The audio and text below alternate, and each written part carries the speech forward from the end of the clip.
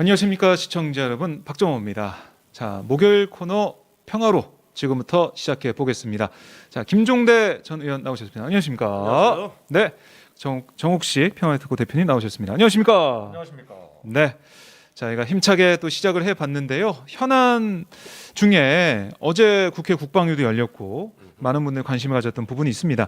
바로 코로나19 예방을 위해서 장병들을 격리하는 과정에서 이 급식, 그러니까 가서 뭐 도시락이나 이런 거를 먹게 되는데 그 장병들한테 보급된 그 급식이 너무 부실하다. 이 사진이 올라와가지고 많은 분들, 특히 군에 이 아들을 보낸 부모님들 가슴 너무나 아팠을 것 같은데요. 어떻게 좀 보셨습니까? 글쎄 이게 네. 참 변화된 세태인데 변화됐다. 네. 요즘 그 저 군대 휴대폰이 보급이 되잖아요. 그러니까 즉각 올려요. 예, 요즘에 이런 소통도 것도- 잘 된다고 하더라고요. 예, 이런 소식도 오히려 군 당국보다도 아마 부모들이 더 먼저 아실 거예요. 예, 이러면서 참 그 변화된 세태를 실감하지 않을 수가 없고, 네. 또 저기 이 격리라고 하는 것이 이제 우리 뭐 박정호 기자도 격리 대봐서 네, 하지만, 그렇습니다. 그 경험자입니다. 생활치료센터가 참 잘 돼 있더라. 갔다 와서 저한테 그런 얘기 안 했습니까? 잘 돼 있습니다. 예. 네, 먹을 것도 잘 나오고. 그리고 네. 푹 쉬고. 네, 푹 쉬고. 그리고 무증상자였기 때문에 우리 네. 박 기자는 정말 그 참 복지를 누리다 오신 거잖아요. 그렇습니다. 근데 군대는 네. 말이요. 그게 아닌 것 같아요. 그래가지고 이 군대의 어떤 그 생활 치료 또 격리 치료에 대한 어떤 준비가 소홀하다 보니까 아무래도 이제 그 급식도 급조된 것 같고 또 준비가 안 됐다. 화장실 문제가 또 심각했어요. 그러게요. 예, 화장실 예약제가 뭐야? 나 듣다 이런 얘기 생전 처음 듣는데. 화장실 예약제. 그러면은 뭐 저기 대변이나 소변이 뭐 예약해서 그 시간에 맞춰서 그게 내려옵니까 그게? 내가 참 뭐 해괴한 일들이 벌어졌다는 건데 이거 네. 한마디로 경험 부족이라고 생각합니다. 네, 준비 부족, 경험 부족 이런 것 예. 때문에 혼선이 빚어져서 어제 뭐 서욱 장관이 사과를 하기도 했지만 앞으로 중요한 게 뭐 대책 마련이 제일 중요하겠죠. 이런 일이 벌어지지 않게 재발 방지하고 이런 게 중요할 텐데요. 우리 정우식 대표님은 어떻게 보셨어요? 그러니까 이게 세상이 많이 바뀌고 있는데 네. 군대에서 어떤 지체 현상, 뭐 여러 가지 측면에서 좋아진 측면도 있다고 얘기하고 또 문재인 정부에서 그 사병들의 처우 개선, 복지 개선을 또 중요한 국방 개혁의 목표로 제시하지 않았습니까? 네. 그렇지만 이런 일들이 자꾸 잊혀지만 하면 재발하고 이런 부분들. 그러니까 좀 이렇게 그 사병을 강제로 징집한 사병을 좀 뭐 이렇게 동등한 인간 네. 이라기보다는 좀 여전히 좀 소모품으로 간주하는 이런 어떤 군 수뇌부 이런 음. 그 일각이겠습니다만 그런 인식의 지체 현상이 좀 빚어진 것이 아닌가 이런 생각이 들고요. 무엇보다도 지금 국방비가 엄청나게 오르고 있지 않습니까? 올해만 해도 53조 원 가까이 되고 있는데 네. 지금 뭐 급식이라든지 뭐 방역이 굉장히 중요하죠. 특히 이제 군대에선 집단적으로 모여서 생활하는 공간인 만큼 네. 방역이 굉장히 그 중요합니다만 어. 그 방역을 추구하는 과정에서 그 사병들의 개인적인 인권, 권리, 네. 가장 그 생물학적인 가장 그 기초적인 권리조차 침해하고 있다라는 현실은 참 뭐 개탄을 금할 수 없는 현실인 것 같아요. 네. 그러니까 방역이 중요하지만 방역 이전에 인권부터 잘 좀 보장이 되는 그런 군이 됐으면 좋겠다 이런 생각을 해봤어요. 네. 되겠죠. 이제 잘 되겠죠? 딱 이런 경험을 통해서 성장하고 성숙하길 바랍니다. 네, 알겠습니다. 그러길 바라겠습니다. 자, 저희가 오늘 좀 집중적으로 얘기 나눌 게 바로 이 남녀 평등 복무자 모병제 얘기인데요. 이게 뭐 대선에 출마하려는 그런 정치인들이 이 얘기를 하고 또 이게 또 확산이 되면서 논란이 빚어지고 있기도 합니다. 지금 이 두 가지 중에 먼저 모병제를 한번 저희가 좀 봤으면 좋겠어요. 모병제, 뭐 제가 군대에 있을 때도 빨리 모병제 돼서 우리 이 군에 안 갔으면 좋겠다. 내가 군대 가기 전엔 좀 잘 됐으면 좋겠다. 이런 생각을 하다가 결국 군에 갔다 왔는데 뭐 헛된 희망이었다는 생각이 드는데 지금도 다시 한번 또 모병제가 얘기가 나오고 있습니다. 모병제 도입, 뭐 아직은 시기상조다 이런 얘기도 있고 이제는 해야 된다 이런 주장도 있는데요. 모병제 도입 뭐 조건이랄까요? 이런 것도 좀 어떻게 보고 계십니까, 두 분은? 일단은 뭐 현재 징병제가 지속 가능하냐 이런 차원에서 문제가 출발돼야 된다고 봐요. 네. 갑자기 뜬금없이 모병제를 도입하자 이러면은 오랫동안 국민 개병주의를 헌법에 명시한 나라에서 여러 가지 그 자체로 그냥 논란만 되는데 그 네. 이전에 점검해야 될 것은 네. 현재 그 한국 징병제가 더 이상 지속 가능하지 않다. 절박한 위기에 내몰렸기 때문에 어떻게든 변해야 되는데 그 출구를 뭐 중에 하나로 모병제를 이렇게 그 우리가 심층 깊게 접근해 들어가는 이런 자세가 좋지 않을까 생각이 들거든요. 네. 그 지금의 어떤 그 한국 징병제는 이게 정상적 징병제가 아닙니다. 그렇죠. 그러니까 예. 모름지기 제대로 된 나라라면은 징병제를 시행할 때 그 입대하는 청년들에게 최소한 이런 말은 합니다. 군대 복무하는 동안에 네. 사회 수준의 최저임금은 보장하겠다. 그것도 부족하지만 최저임금 정도는 보장하겠다. 그런 생각을 안 해봤어요. 저는 저 군대 갈 때는. 그런데 우리나라만 안 해요. 아 그래요? 예. 예전에 뭐, 복무할 때 예. 월급이 5,000원이었어, 5,000원. 저는 2등병 때 9,900원. 아이 그 옛날 구닥다리 얘기고 지금 60만 원이에요. 지금 많이 당장. 받는다면서요? 예. 100만 원까지는 올린다는 거예요. 와. 그것만 해도 획기적인 변화인데 그렇네요. 우리가 보고 와 병사 네, 월급 네, 100만 원 이럴 거 아니에요. 그런 걸 외국에선 이상하게 본다는 거예요.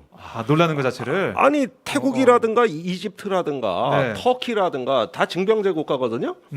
다 다 최저임금 줘요. 그래요. 네, 사회 최저임금. 아니 그 당장 나오는 얘기야. 무슨 돈이 있어서 그렇게 다 주냐. 아니 그러니까 이렇게 돈 나오잖아요. 얘긴데 네. 지금 저기 그 병사들 인건비가 국방 예산의 5%도 안 돼요.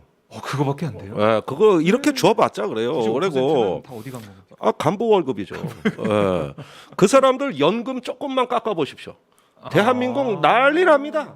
난리나요. 국방장관 네. 자리 못 지켜요. 어. 근데 병사 월급 얘기하면은 야 돈 없어.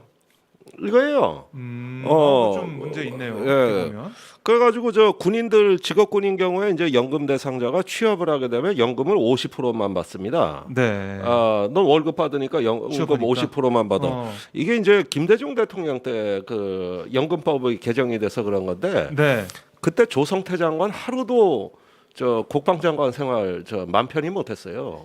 하루는 외국 출장 갔다 오는데 김포공항에까지 예비역들이 쳐들어와 가지고 그랬어요. 공항에서 입국장 나오는 장관한테 달려간 멱살을 잡아버렸다고. 네. 그때 연금 계산이 잘못된 거예요. 그 장기 근속 그 장군이 네. 영관급보다 연금이 덜 나오는 이게 계산착오였어요. 그래가지고 나중에 시정은 됐지만 요런 거 한 끔만 잘못돼도 네. 저 장관이 외국에서 귀국을 못할 판이에요. 그런 나라입니다. 그러면은 그거 큰 뭐 우리나라 간부를 봤자 압도적으로 많은 숫자는 병사들 아닙니까? 그렇죠. 근데 병사들 그때 몇만 원 올리는 거 가지고는 국회만 가면 장군 출신 국회의원들이 돈 없어 병사가 무슨 네. 봉급이야 이랬단 말이에요. 그러던 거를 박근혜 대통령 때 15만 원 하던 병장 월급을 20만 원으로 5만 원 올려줬어요. 이걸 큰 업적으로 했는데 알고 보니까 예. 그 동안에 지급되던 면도기, 휴지, 속내의 칫솔, 치약, 샴푸 이걸 다 보급을 끊어버리고 유료로 바꿔버린 다음에 5만 원을 넓혀주니까 예. 까꾸로 돈이 모자라가지고 매일 집에다 전화해가지고 엄마 돈 좀 보내줘 해서 그때 제 조카가 군대에 있었거든요. 예. 그래요? 얘가 툭하면 전화해갖고 삼촌 돈 좀 보내줘. 돈 좀 돈 좀 돈 좀 보내줘. 하고 야 군대에서 다 나오잖아. 삼촌 그거 다 옛날 얘기야. 요즘은 다 안 써야 나와. 돼. 뭐 이런 거야. 막. 예? 그래가지고 거꾸로 월급은 올랐는데 돈이 부족해 평균 10만 원씩을 가져가고 그다음에 이제 요즘 그 배달 체계가 잘 돼 있잖아요. 그러면은 아들이 군대 간 아들이 엄마나 아빠 카드를 갖고 있어요. 그래요. 그래가지고 거기서 피자, 치킨 시켜 먹는다고. 그래가지고 또 돈 나가지. 네. 무슨 아들 군대 보내면 돈이 부모가 더 쓰는 거야 이게. 그러다가 문재인 정부 들어와가지고 네.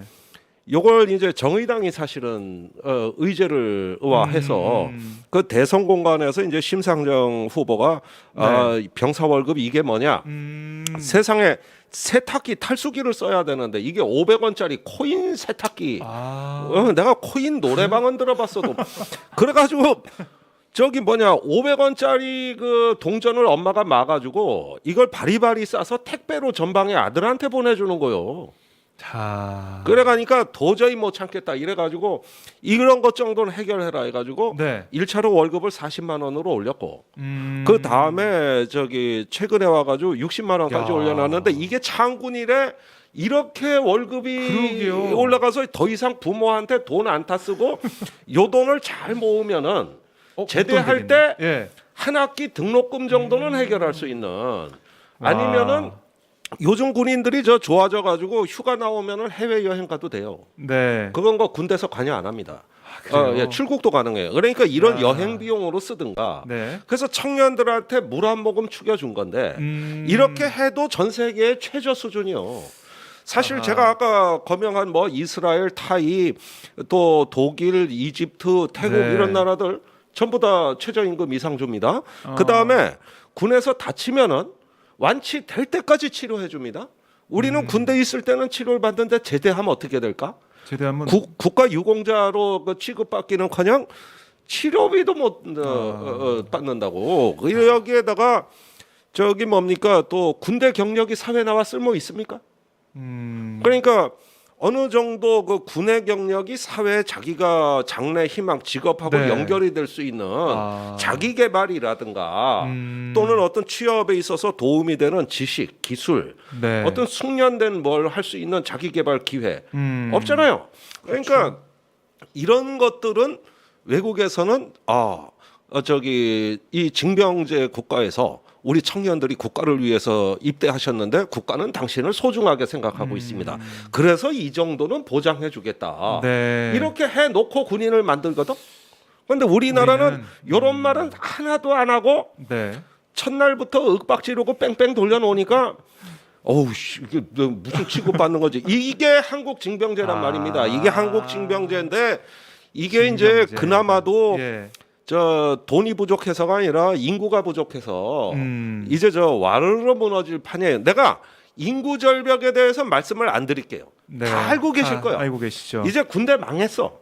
아유, 어떻게? 갈 사람이 없어요. 그러니까요. 그 이 근본적인. 위기가 2030년대가 되면은 네. 지금 병사들이 한 30만 되는데 절대 유지 못하고 자, 더 큰일이네. 줄여도 지금 견딜동 말동해서 한국 징병제는 현체제로라면 네. 어떻게 되느냐 폭삭 망한다 이렇게 돼 있어요 지금. 네. 자연스럽게 그렇게 군대 되는 갈 거네요. 사람만 부족한 게 아니에요. 군대 갈 사람만 부족한 게 아니고 네. 우리가 지금 이제 인구 감소 시대로 접어들었다. 특히 이제 출산율이 급감하면서 이게 네. 이제 장기적으로 보면 계속 인구가 주는데 이게 사회 전체적으로 보면은 굉장히 심각한 문제가 발생하는 거예요. 그러니까 네. 징병제를 계속 유지해 갖고 예를 들면 이제 사병 30만 명을 매년 30명을 계속 유지하겠다. 네. 그러면 과거처럼 인구가 많았을 땐 군대도 가고 사회에 나와서 대학도 다니고 직장도 다니고 그렇죠. 뭐 여러 가지 요소에. 이제 일을 할 수 있단 말이에요. 네. 근데 징병제를 이런 식으로 계속 유지하면 사회에 남는 사람들이 줄어드는 거예요. 그게 지금 대표적으로 피해를 보는 데가 어디예요? 대학이에요, 대학. 대학. 예. 대학이잖아요. 그렇죠. 예, 그죠? 예. 예. 맞아요. 그럼 이것이 이제 우리가 이 징병제 문제를 생각할 때 자꾸 이제 군대 문제 쪽만 바라보는데 네. 여기 있는데 이거 사회하고 같이 바라봐야 됩니다. 징집되는 사람이 많아지면 많아질수록 인구는 줄어드는데 그걸 계속 유지하면 유지할수록 사회에 남는 사회 구성원이 줄어든다라고 하는 것이 사회 전체적으로 어떤 영향을 미치는지 이것도 좀 같이 바라볼 필요가 있다는 거죠. 그래서 지난번 네. 정경도 국방부 장관이 시기상조다 얘기하면서 이 그 모병제 문제는 단순히 국방력 차원이 아니라 국방 네. 차원이 아니라 사회 전체적인 관점에서 바라봐야 된다라고 하면서 시기상조로 얘기했는데 네. 이제 거꾸로 국가 전체 사회 전체적으로 볼 때 모병제 도입을 빨리 공론화할 필요가 있다. 이걸 공론화해도 필요 실제로 있다. 도입하는데 몇 년이 걸릴 거 아닙니까? 그죠? 그렇죠. 당장 예. 안 되겠죠. 그래서 시기상조란 말만 반복할 것이 아니라 그 빨리 위기의 순간이 공론화할 필요가 있다. 네. 째깍 2025년경에 한 번 위기를 맞이할 것이고 네. 2030년에는 그 메가톤급 쓰나미 같은 위기를 맞이할 것이다. 지금 인구 추계는 이건 변수가 아니라 상수기 때문에 그렇죠. 거기에 다 맞춰야 예측이 되잖아요. 되는 거예요. 전부 다 예측돼요. 예.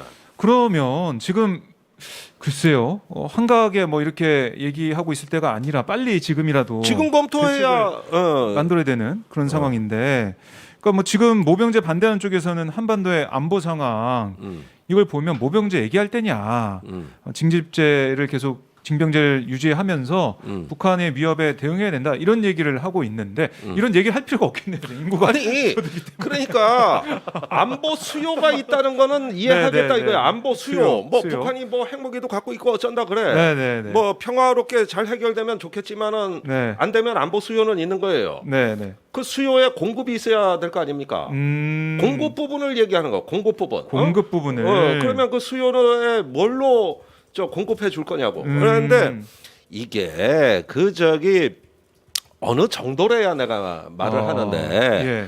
그 현 체제로라면 1년에 20만 명은 징집 자원이 있어야 됩니다. 1년에 20만 명. 1년에 20만 명. 네. 그런데 2030년대 가면 20세 되는 인구가 1년에 남녀 합쳐도 20만이 안 돼. 그렇군요. 네. 야. 그러면은 저기 그 매년 30%씩 어떨 때는 네. 청년 인구가 줄고 있어요. 아. 이거는 청년 증발 사태, 일종의 어떤 극단적 사태란 말이에요. 네. 그런데 대학 같은 경우는 외국인 유학생이라도 채우면 돼. 예컨대 동남아, 중국 뭐 이렇게 해서 지방 대학은 연명이라도 하는데 네. 우리나라 군대는 개방된 군대가 아니에요. 그렇죠.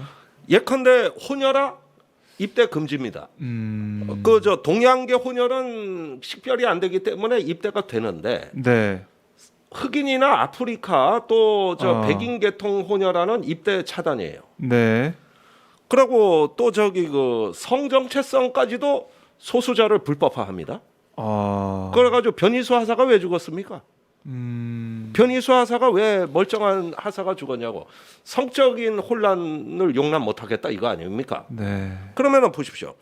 우리나라 군대는 그 이렇게 어떤 다양한 피부 색깔과 다양한 어떤 소수자들을 포용하는 흡수하는 군대가 아니고 구토하는 군대요.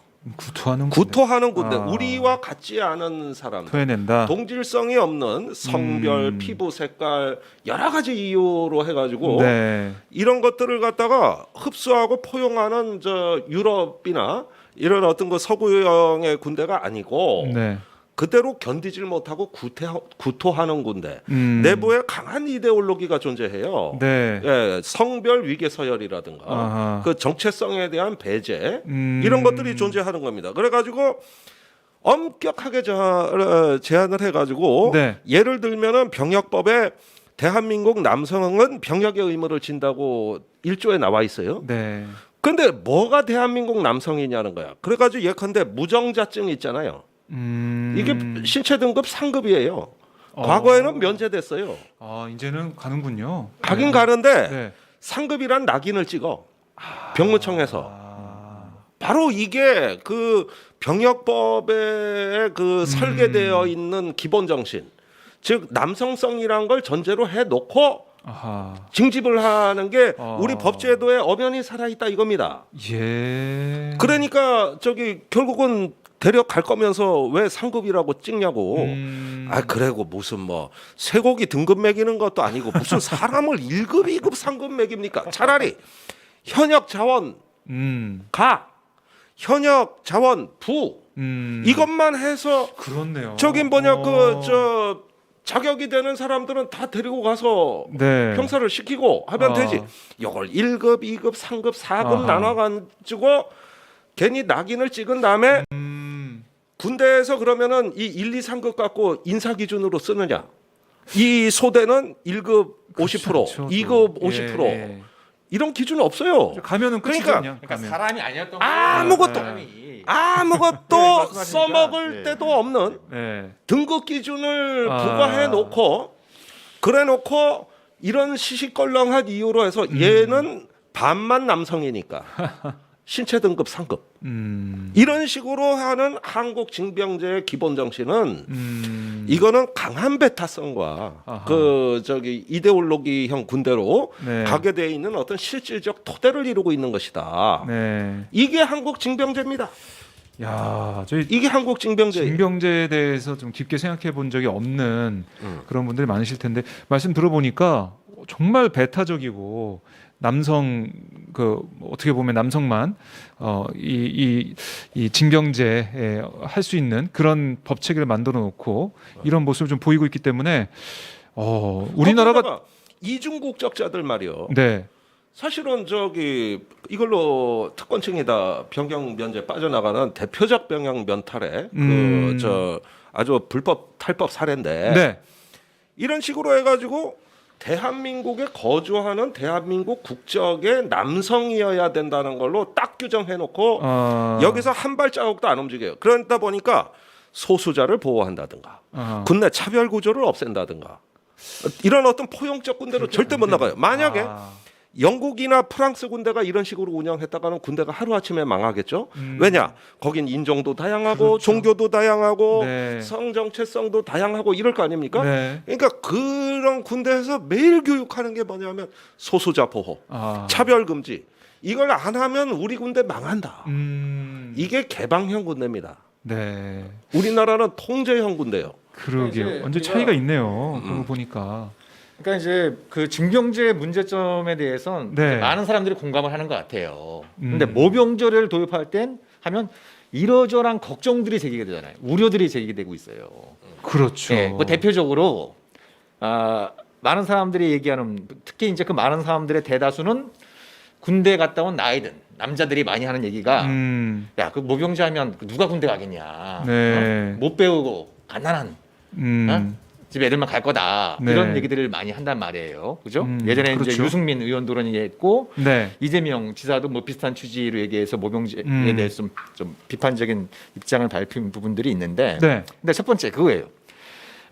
저를 포함해서 또 김종대 의원, 우리도 또 이제 박종원 기자도 마찬가지지만 네. 우리는 모병제를 경험하지 못한 거예요. 그러니까 그렇죠. 경험하지도 못한 모병제가 도입할 때 이러저러한 우려를 제기하는 건 그렇잖아요.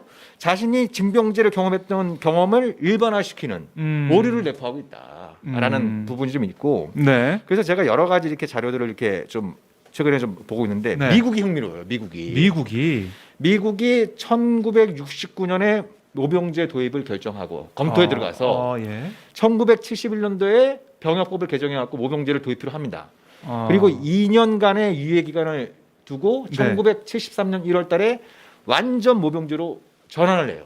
예. 그래서 모병제 도입 한 10년 동안은 무슨 얘기들이 많이 나왔냐면 봐라 미군들 봐라 맨 흑인이고 가난한 백인이고 특히 해병대는 다들 흑인이다 막 네, 이런 얘기들 네. 나올 정도로 이렇게 그런 얘기들이 많았었어요. 그러니까 그랬죠. 인종적으로 보면 흑인들이 많이 가고 또 빈곤층이 많이 갔어요. 네. 근데 이건 뒤집어서 말씀드리면 어떤 의미를 갖고 있냐면 군대 가면 내가 중산층이 될 수 있다라는 희망이 있었기 때문이에요. 근데 네. 시간이 지나면서 굉장히 주목할 만한 현상이 벌어집니다. 어떤 거? 오히려 네. 빈곤층보다 네. 중산층의 지원율이 압도적으로 높아요. 그래요. 그래서 제가 2020년 예. 그 미 국방부 통계 자료를 보니까 흔히 얘기하는 부유층이 17%, 네. 그다음에 빈곤층이 19%, 나머지 64%가 중산층이에요. 네. 중산층이에요. 중산층이. 예, 예. 그러니까 뭐 전반적으로 이제 뭐 신자유와 자유주의가 많이 이제 미국에서 확산되고 네. 그러면서 이제 이 노동급의 어떤 이제 신분 자체가 소득 자체가 이제 감소하는 현상과 그런 상황에서 이제 군대를 갔다 오면 신분 상승, 계층 이동을 할 수 있다라고 하는 것이 그 전에 가난한 집 애들이 군대 입대해가지고 신분 상승하는 걸 보고 또 진학하는 걸 보고 네. 이런 걸 보면서 중산층이 대거 몰려간 거예요. 그래서 미국에서는 꼭 반대의 걱정이 제기 됩니다. 네. 그러니까 이게 미국의 모병제를 도입하게 된 여러 가지 요인들이 있지만 그 중에 하나가 네. 징병제 구도화에서는 이 빈곤층의 기회비용이 훨씬 더 크다. 네. 그러니까 같은 시간을 그 군복무를 하더라도 네. 그렇잖아요. 아무래도 좀 빈곤층에 있는 사람들이 뭐 생계의 문제, 또 가족 부양의 문제, 또 학업의 문제 네. 이런 어떤 손실적 그 부담이 훨씬 더 클 수밖에 없잖아요. 그죠? 그렇죠. 예, 그래서 미국이 모병제를 그때 도입하게 된 중요한 사회 경제적인 배경이 빈곤층을 위한 정책의 성격이 강했던 거예요. 네. 근데 이게 시간이 지나면서 뉴딜 정책이고. 그렇죠. 뉴딜 새로운 정책. 수요 그럼, 창출, 예. 일자리 만들기. 그러네요. 그렇게 그러니까 보여지네요. 근데 이게 시간이 지나면서 오히려 빈곤층보다 중산층의 야. 지원율이 높아지고 있는 이런 상황이에요. 네. 그래서 미국의 이제 뭐 우리가 단순히 그 한국의 모병제 적용할 수는 없겠지만, 그러니까 제기되는 문제, 그러니까 가장 많이 나온 얘기가 못 살고 못 배운 그 사람들만 간다. 군대 갈 거다라는 네. 게 기후일수 있다는 겁니다. 기후이다. 자, 그거는 어떤 상황과 역사적인 상황과 경제적인 상황과 긴밀하게 그럼요. 불가분의 관계에 있다고 봐야 되겠습니다. 네. 그 조지 부시 대통령이 이라크를 침공하고 8년에 걸쳐서 계속 사상자가 발생하고 지루한 소모전, 네. 거기에 정의롭지 못한 전쟁을 할 때는 확실히 지원율이 떨어집니다. 또 베트남 전쟁 같은 경우도 그때는 징병제 상황이었습니다. 징병제였죠. 너무나 군기가 문란하고 미군이 어떤 이렇게 굉장히 소강 상태에 빠지면서 베트남 전쟁에서 졌어요. 네. 그 베트남 전쟁의 패전의 원인 중에 하나가 징병제입니다. 예, 그건 아주 대표적인 원인으로 꼽히고 있는 거예요. 네. 그런데 이렇게 보면은 국가가 남의 나라 괜히 침략해가지고 별로 정의롭지도 못하고 비난이나 받고 또 이기는 전쟁도 아니고 네. 그러면 끝을 모르겠고 이럴 때는 군대 아무래도 지원율이 떨어지게 돼 있고 그러나 이제 국가가 뭔가 정의의 전쟁을 하고 예컨대 그 일본이 진주만을 침공했잖아요. 이때 입대 열풍이 안 불었습니까? 불었다고. 그렇죠. 그리고 쌍둥이 빌딩 9.11 테러로 무너질 때 네. 분노한 미국의 대학생들의 입대 열풍 불었잖아요. 이거는 우리가 지켜야 되겠다. 네. 이거는 우리가 가서 우리의 어떤 내 나라 공동체 가족을 우리가 지켜야 되는 거 아니냐. 명분이 있는.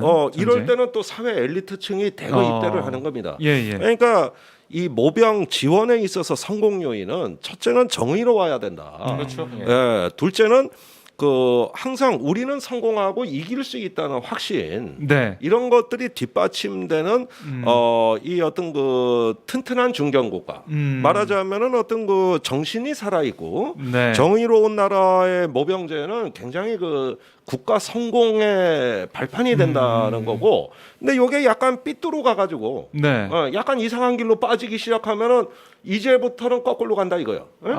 네, 그리고 사기가 높고 이길 수 있다는 확신이 있으면 구성원 단결도 잘 되고 이걸 통해서 이제 사회에 나가는데 이 미국의 할렘가에서 마약 심부름이나 하던 흑인이 네. 군대 와가지고 대학도 다니고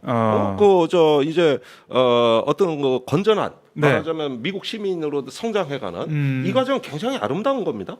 그렇죠. 예, 이걸 왜 욕을 하고 비웃습니까? 뭐 흑인들만 아니 이게 얼마나 좋은 일인데 그게 오늘날 미국을 얼마나 성공시킨 요인인데 그 성공 요인을 우리는 지금 비웃고 있어요. 네. 그래가지고 지금 미국의 흑인들 경우 보면은 상당히 어렵습니다. 미국 흑인의 40%의 청년이 네. 아버지가 없어요. 이혼했거나 죽었거나 정상적 가족이 아니라 이겁니다. 예. 그러면은 어릴 때부터 제대로 교육도 못 받고 그리고 어떤 경제적인 빈곤 네. 또 각종 범죄에 노출돼 있는 흑인 비율이 지금 굉장히 이게 크고 그래서 흑백 갈등이 심한 거예요. 이것을 완충시켜주는 군대라는 기제는 고등학교에 모병관이 가서 네.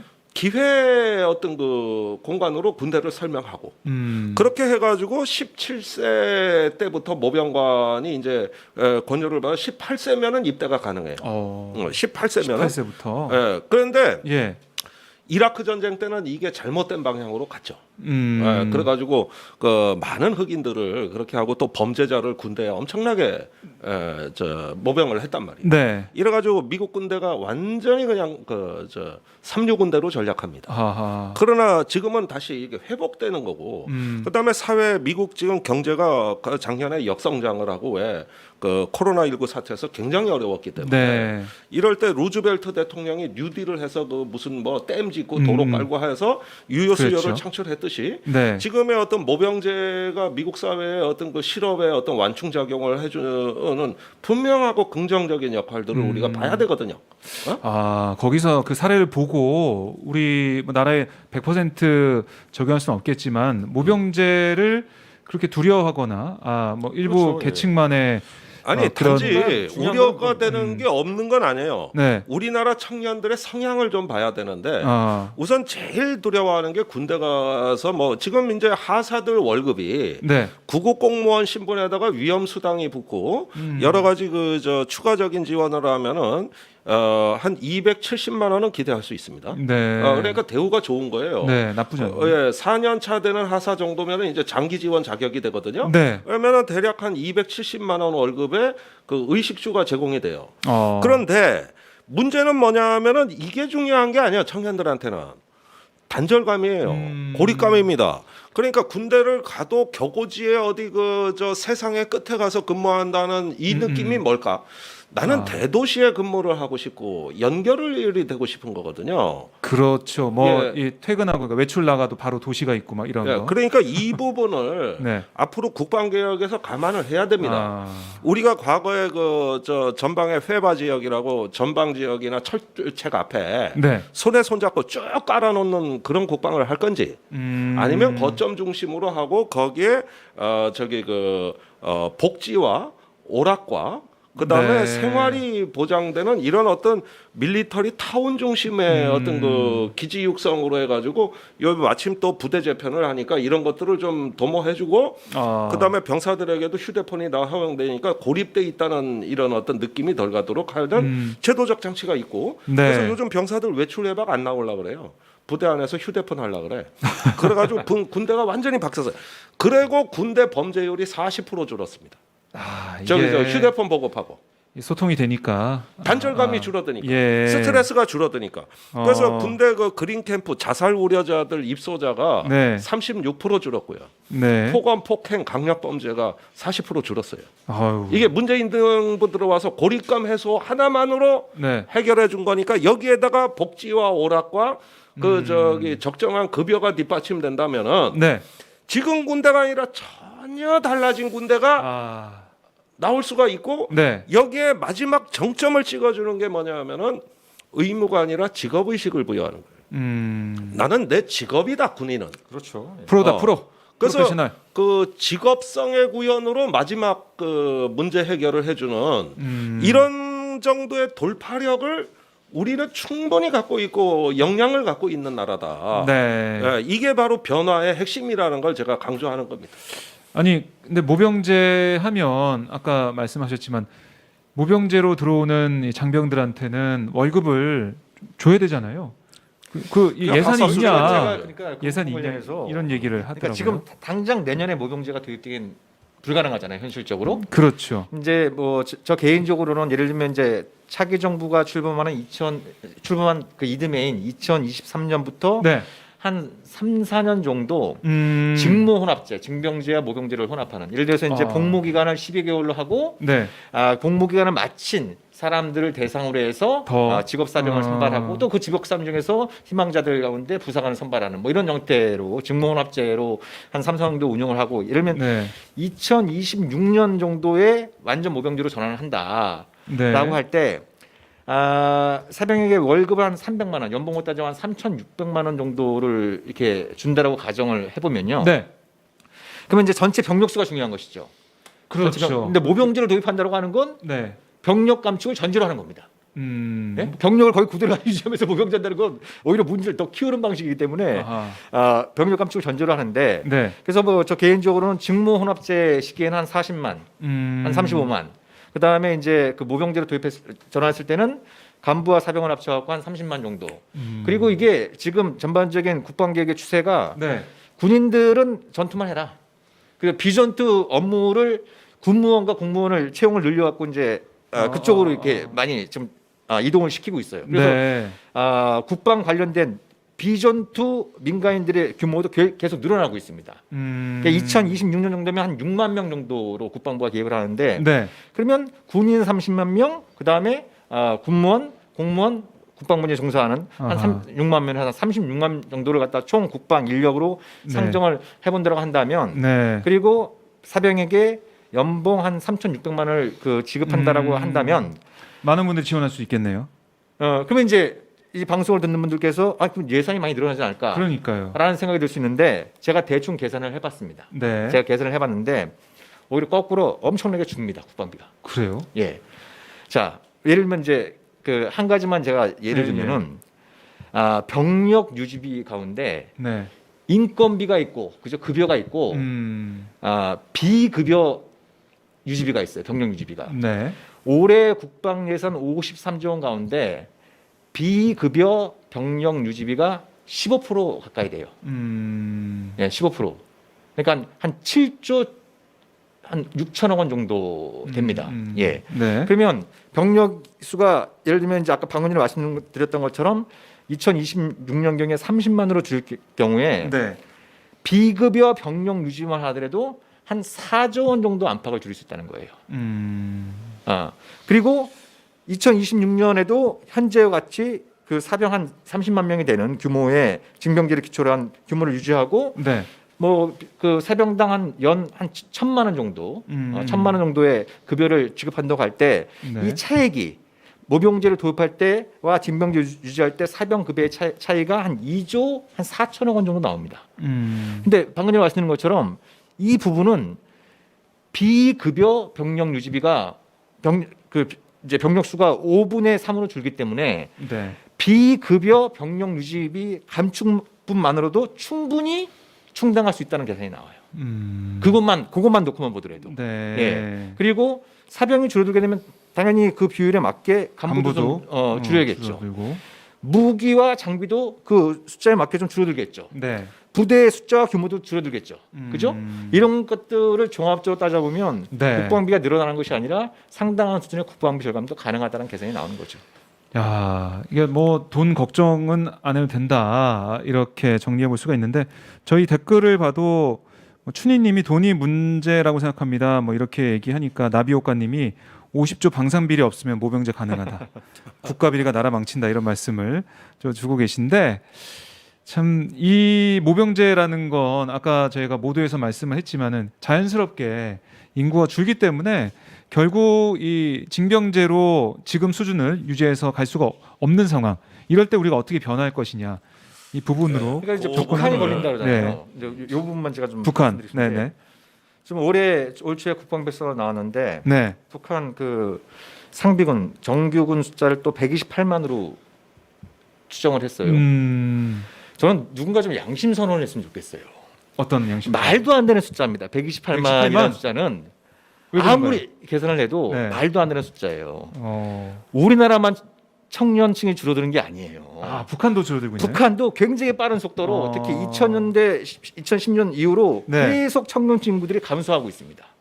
근데 거기는 부대 감소하고 있어요. 군 복무 기간이 길어서 아니, 그러니까 인원이 그런 유지되는 걸 거 다 아닌가요? 감안을 해도 128만이나 숫자는 도저히 나올 수가 없는 거예요. 그러니까 네.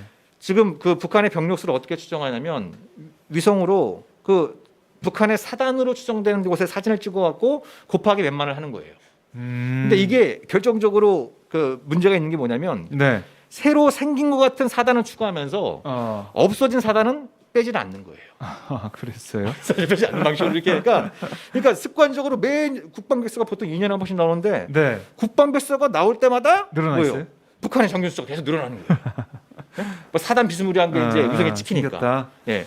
그런 근데 거- 다른 거 볼 필요 네. 없이 북한의 인구 청년 세대들도 계속 감소하고 있고 그리고 김정은의 그 국가 전략이 기본적으로 뭡니까? 병진 네. 노선이에요. 음. 그 국방 분야에서는 핵무력은 증강하되 북한이 표현한 상용 무력, 즉 재래식 비중은 군사력의 비중은 줄이겠다는 방향으로 계속 가고 있는 거예요. 동시에 그걸 통해서 경제 발전을 도모하겠다라고 하는 국가 전략을 채택하고 있는데 네. 김정은 정권 들어서 오히려 병력 수가 늘어나고 있다? 이 자체가 말이 안 되는 말이 안 된다. 그리고 네. 저기 총 안 쏴본 군인들 네. 건설 현장, 스키장 건설 이런 거에 투입된 사람들 아. 거기 뭐 속도전, 돌격전 군대가 한단 말이요. 그 총을 쏴봤어야지. 예, 그런 어떤 건설 노동자를 또 군대라고 하고. 예, 그런 것도 있고 해서 허수가 네. 많다. 그러나 이제 북한의 정예 어떤 특수부대라든가 이런데 일부 그 얼마 전에 그 중국과 방역 문제로 국경 봉쇄할 때 네. 출동한 부대들이라든가 이런 경우는 상당히 어떤 그 정예 병력이라고 봐야 되겠죠. 예, 그런 부분들이 얼마냐 요게 중요한 것이지. 네. 총 숫자에 자꾸 맞춰가지고 이런 것들은 좀 비교한다는 거는 굉장히 어리석다 이런 느낌이 네. 드네요. 그 어쨌든지간에 네. 이거는 그 하나의 국가 공동체가 이 전체적인 인구 구성이라든가 청년 생애 주기 모델을 일단 기준에 놓고 군대 제도를 바라봐야 됩니다. 근데 우리나라 청년들이 서유럽에 비해 가지고 사회 진출 연령이 8년이 늦어요. 맞아요. 거기는 대학도 많이 안 간다고. 맞아요. 그리고 바로 사회로 나가요. 그렇죠. 차이가 나죠. 예, 그래가지고 20대 초반이 평균 사회 진출 연령이 돼버렸어요. 우리나라는 나이 30 돼야 뭐 저기 군대, 대학, 그렇죠. 취업 준비. 아니 저기 갈수록 늦춰지고 있어요. 그러면은 30대라고 우리나라는 네. 8년이 늦어요. 거기에다 정년이 짧은 나라예요. 우리 지금 586 개띠들 다 나갔다고. 지금 우리 같은 586 꼰대들이 이제 몇 년 있으면은 집에 가서 애나 봐야 돼요. 싹 나가야 된다고. 정년이 짧은 나라예요. 그러면 보십시오. 60세까지 일활동 말동이라고요? 그러면은 진짜 그러면은 일하는 기간이 보십시오. 나이 30에 네. 사회 진출해서 맞아요. 나이 60에 퇴직한다고 하면은 일하는 기간이 30년이겠죠. 네. 지금 100세 시대입니다. 그럼 그러면은 40년은 30세 앞에 30년 잘라먹고 네. 60세 뒤에 30년 잘라먹고 그러면은 평생 노동 시간이 한국이 전 세계에서 제일 짧아요. 그렇게 볼 수 몰아서 있겠네요. 몰아서 그래서 일을- 벼락치기 공부하듯이 그래서 바로사가 생기는 겁니다. 그러면은 이게 저기 이런 식으로 해가지고 그러지 않아도 인구 절벽되는 데다가 네. 일할 수 있는 시간도 불과 30년이면은 국가가 온전할까? 성장 동력이 나올까? 그렇네요. 안 되거든요. 네, 네. 그러니까 어떻게 해야 되냐면 빨리 내보내야 됩니다. 사회로 빨리. 빨리 내보내야 되는데 근데 이 군대가 겐세이처럼 껴여 있는 게 군대 가야 되니까. 그 군대를 시간 동안. 가서 18개월 근무를 하지만 네. 그게 다냐고. 그렇죠. 입대 준비 기간 또 제대하면은 바로 복학됩니까? 아유. 바로 취업됩니까? 특히 고졸자 병사의 경우에는 제대하고 새로운 취업까지 2년 내지 3년입니다. 오래 걸리는군요. 예. 군대 가기 전에는 또 군대 갈래라고 해서 취업이 안 되고 네. 5, 6년을 까먹는 거예요. 군대로 인해 까먹는 게 5, 6년이라고. 그리고 대졸자는 조금 사정이 낫다 그러지만은 여전히 생애주기 모델하고 안 맞아요. 네. 그러면은 보십시오. 이거를 모병제로 바꾼다는 건 이 문제가 다 해결된다는 뜻이에요. 그런가요? 네. 전체가 다 모병제로? 해결된다는 뜻이에요. 이 얘기가. 그러니까 우리나라 청년의 20대의 절반 정도를 네. 군대와 학업이 얽혀가지고 이도 아니고 저도 아니면서 생산적인 일에 투입될 기회가 박탈되는 이 청년들에게 군대라는 시간을 되돌려드리겠습니다. 여러분의 인생이에요. 여러분 당신 인생 네 거야. 네. 거기에 있는 2, 3년의 시간을 국가가 벌어드리겠습니다. 국가가 그 시간을 되돌려줌으로써 네. 더 생산적인 일, 더 사회 창의적인 일을 하면은 그 2, 3년의 차이가 개인에게는 완전히 다른 인생을 산다 이 뜻이 되는 것이고 예. 국가 전체로는 성장의 어떤 그 새로운 에너지를 확보하는 거다 이겁니다. 그리고 사회의 건강한 발전이 가능한 것이죠. 건강한 어떤 이런 자원 확보 차원에서 네. 이 모병제가 얼마나 많은 사람들에게 기회의 공간으로 다가갈 것인가를 우리가 심층적으로 본다면 전체적인 어떤 그 우리 국가 역량을 재설계할 수 있는 거예요. 네. 얼마나 좋은 일입니까? 그러니까 그 아까 잠깐 말씀드린 것처럼 빈곤층만 갈 거라고 하는 것은 기후일 가능성이 상당히 높고 또 네. 기후로 만들어야 됩니다.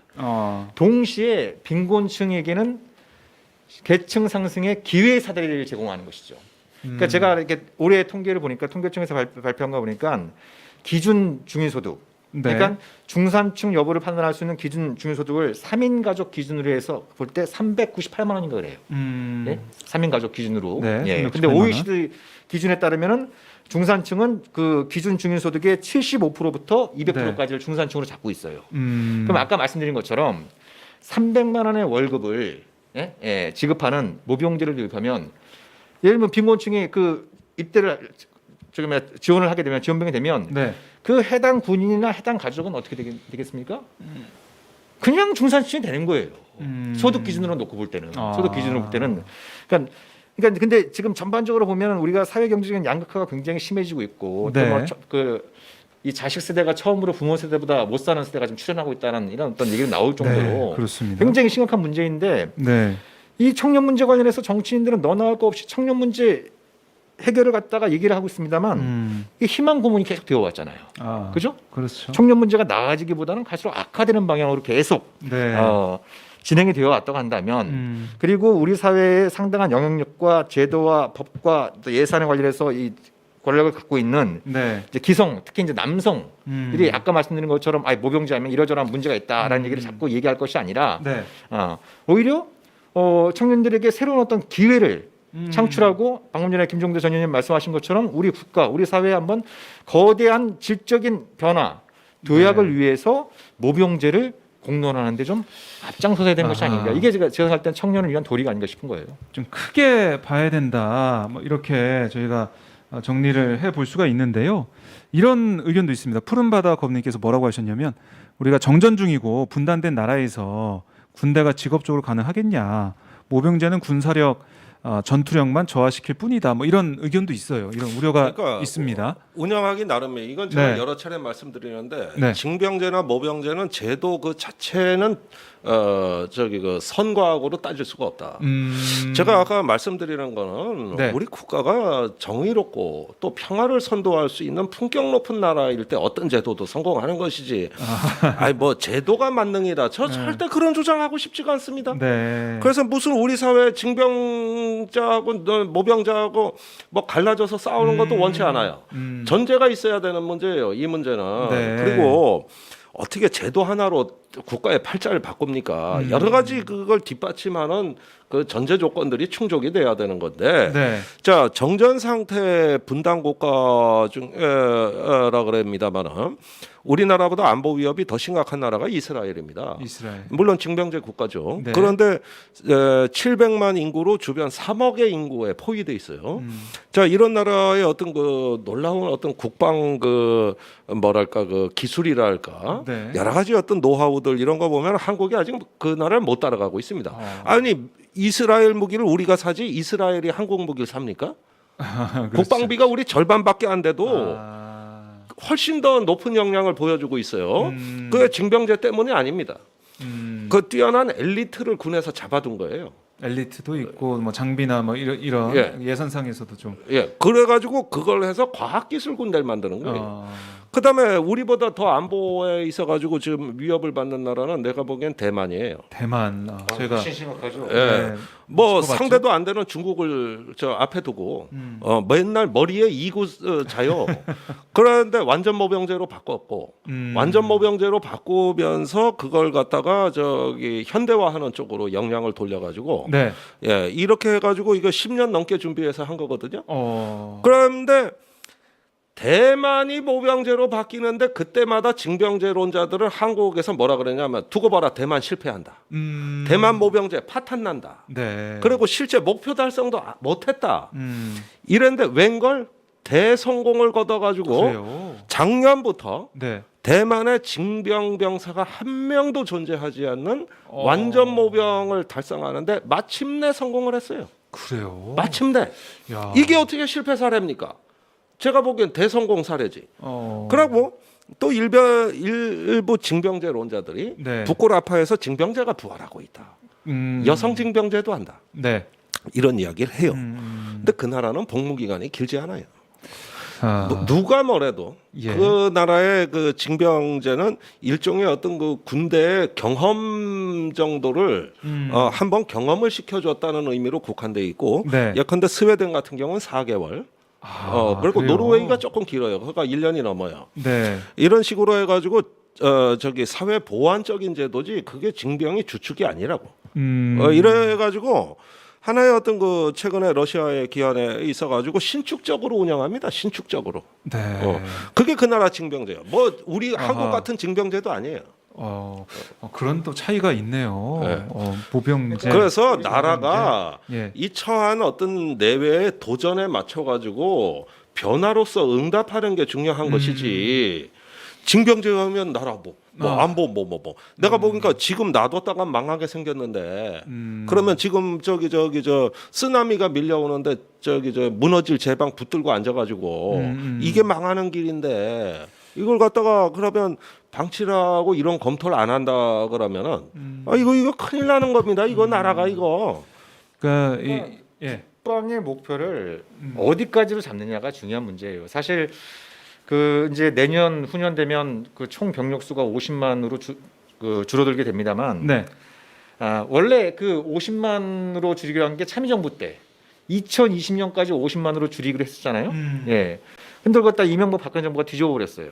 예? 네. 그래서 이제 다시 이제 문재인 정부 들어서 복무기간을 단축하면서 임기 내에 50만까지 가겠다라고 얘기하는데 네. 그때 이명박 박근혜 정부가 그걸 뒤집은 중요한 이유 중에 하나가 뭐 북한에 급변 사태가 발생하거나 한반도에 전쟁이 터지면 북한을 무력으로 점령하겠다.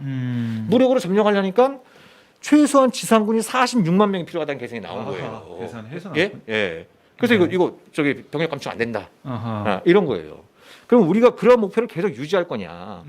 그러면 50만이 아니라 제가 보면 100만으로도 불가능합니다. 북한을 무력으로 점령해서 안정화한다라고 하는 건 100만, 200만으로도 불가능한 얘기예요. 그러니까 네. 아까 김종대 의원님 말씀하신 것처럼 미국이 모병제 도입하고 잘 유지가 되다가 이게 한번 크게 꺾였을 때가 이라크, 아프간 전쟁이에요. 네. 이거는 이 전쟁에도 잘 동의가 안 되는데 그 군인들이 가갖고 미군들이 가갖고 이 전쟁을 도대체 내가 왜 하는 거야? 네? 보면 옆에 사람들이 막 동료들이 막 죽고 네. 다치고 다시 이제 집에 돌아가서도 온갖 그 정신질환으로 고통받고 네. 이러면서 이제 입대율이 그 지원율이 줄어드니까 이제 온갖 사람들을 갖다 끌어모아갖고 이제 병력수를 유지하다 보니까 그 미군 내에서 문제가 커진 거 아니겠어요? 예. 마찬가지 이 부분들이 이제 이게 존재하는데 네. 그래서 중요한 부분은 전 그렇습니다. 그러니까 우리가 모병제라고 하는 선택적 변화를 통해서 추구해야 될 것들이 여러 가지 있어야 됩니다. 중요한 것은 이게 국방에 차질이 생기면 안 되겠죠. 그렇죠. 그게 근데 중요하죠. 아까 말씀드린 것처럼 그 군무원과 공무원을 포함한 36만 정도의 총 국방 인력을 갖고도 네. 충분한 대북 억제 능력을 가질 수 있습니다. 아하. 충분한 억제 능력. 예. 그리고 북한이 억제가 실패할 경우에 그걸 격퇴할 수 있는 능력도 네. 가질 수 있어요. 네, 가질 수 있는. 충분해요. 충분합니다. 예비군도 있어요 또. 근데 거기 아까 방금 전에 말씀드린 것처럼 거기에 더해가지고 네. 무력 통일까지 하겠다. 이러면 안 되는 게임인 거예요. 예. 네, 안 되는 게임이고 자체가. 이건 그리고 여러 가지 측면에서 이건 굉장히 자해적인 이런 측면들을 갖고 있는 것이고 그리고 지금은 한국 전쟁 때하고 완전히 판이하게 달라지지 않았습니까? 그렇죠. 예?